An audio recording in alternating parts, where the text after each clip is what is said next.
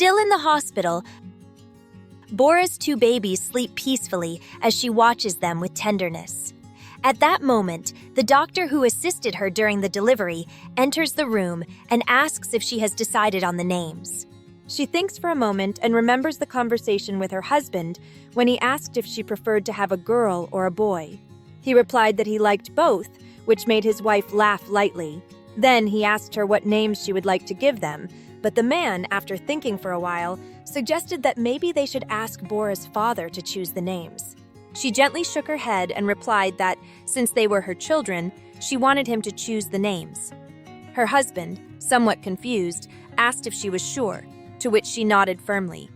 It was then that Syoko confessed that, in fact, he had thought a lot about it. His words caught Bora's attention, and she immediately asked him what names he had in mind. Back to the present, she looks at her children and remembers what he told her. If it was a boy, his name would be Woon-chan. If it was a girl, Yeon.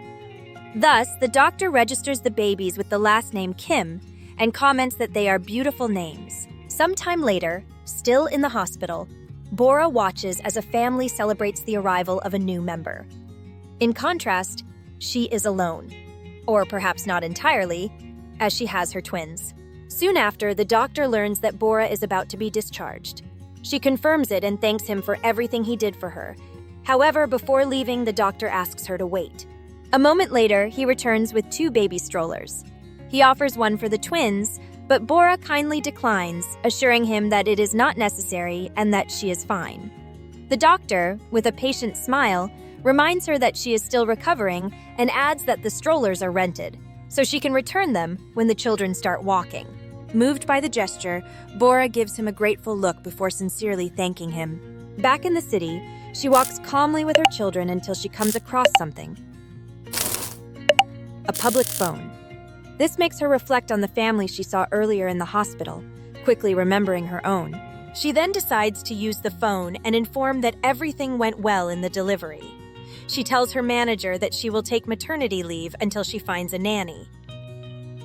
She thanks and leaves, recalling the argument she had with her friends, before continuing on her way.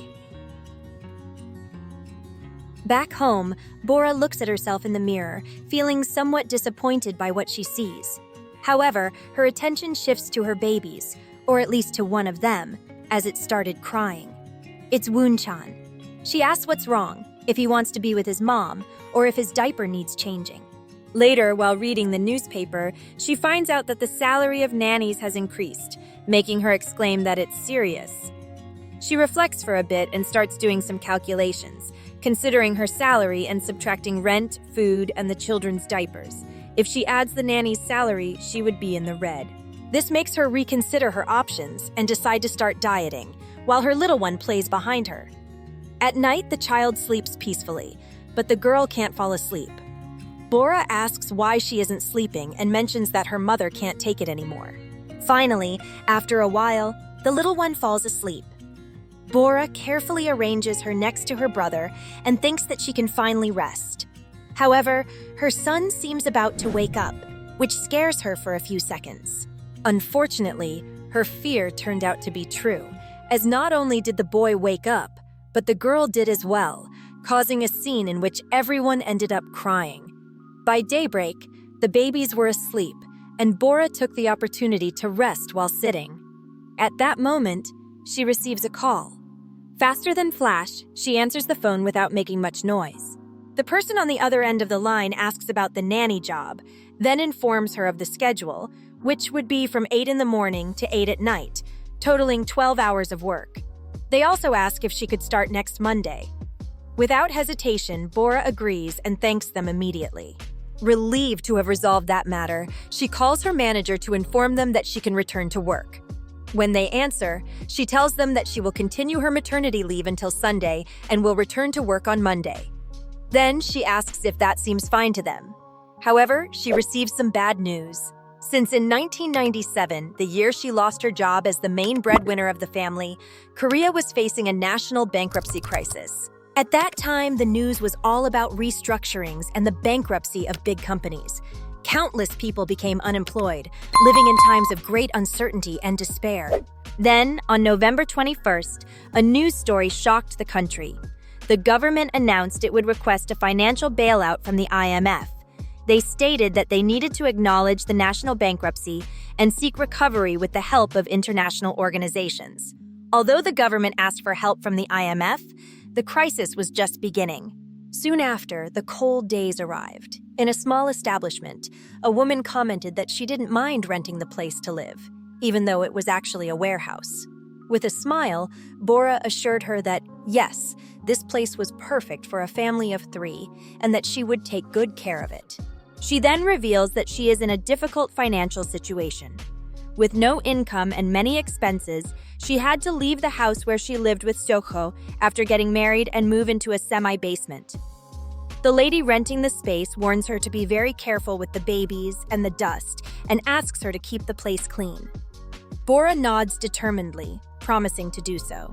The woman wondered how long she could survive with her small savings and managed to stretch them for 6 months. However, time passed quickly. Suddenly, her babies turned 10 months old, and one of them began to stand up. It was Woon-chan, and his achievement was praised by Bora, who exclaimed excitedly that it was incredible. But apparently, Yoon couldn't do the same and started crying.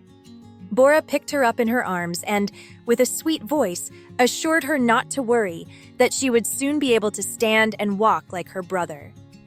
The 3 of them shared a beautiful family moment, laughing and having fun together. Still, deep down, Bora couldn't stop worrying.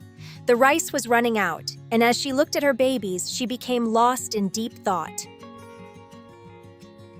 From that day on, the woman began going out in search of a place that could hire her while allowing her to bring her children with her. She searched for jobs everywhere, trying to find one that fit her needs, but unfortunately, she only received rejections.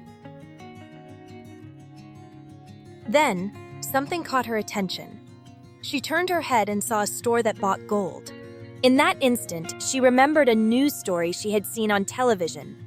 Due to the financial crisis and the devaluation of the won, a campaign had been launched earlier in the year to collect gold to help the country. Many citizens didn't hesitate to exchange their jewelry for money as an act of solidarity, but Bora hadn't done that. However, now she desperately needed that money. Still, for her, that ring represented Syoko. She looked down at her hand, and in an instant, reality hit her hard. Her food was running out. She had gone up to 3 days without eating, and as a result, she had less and less milk to feed her children. Another day, while calling the job numbers in the newspaper, she mentioned that she had 2 babies. To her surprise, she received a positive response. They would hire her. She thanked the opportunity with all her heart. When she hung up, she held back her emotions for a moment until, suddenly, she burst into joy, shouting happily that she had finally made it. But her happiness didn't last long. When she arrived at the restaurant, the owner looked at her in surprise upon seeing her little ones and explained that when she said she had 2 children, she thought they were old enough to go to school. Bora felt like the world was collapsing. She tried to understand the situation, and the owner, with a look of regret, apologized to her. Before leaving, Bora mustered up courage and made a request. She asked if she could take the leftover food. That night, she returned home with her babies and the food she had managed to get. However, on the way, her eyes fell on a sign stuck to a wall. It was a job offer for an escort service. She stood silently watching it for a few seconds. She reflected. She took a step forward and extended her hand to take one of the papers with the information. But, at that very moment, her babies started crying. Hearing them, she felt her heart shrink. She could no longer hold it in and broke down crying along with them. The next day, she received 220,000 wons. The man who handed her the money told her it was a good amount. Bora took it with trembling hands and thanked him. Then she said goodbye and left the store where they sold gold. She had made a decision. She sold her most precious possession to move forward. And with that, we've reached the end of this week's chapter. If you made it all the way to the end, I'd love to hear your thoughts on this chapter in the comments. Don't forget to like and subscribe so our community can keep growing and we can reach more fans like you. See you in the next video. In the meantime, if you're from the near future, I'll leave you the next chapter and a comic you're sure to enjoy. Thank you for being part of this adventure.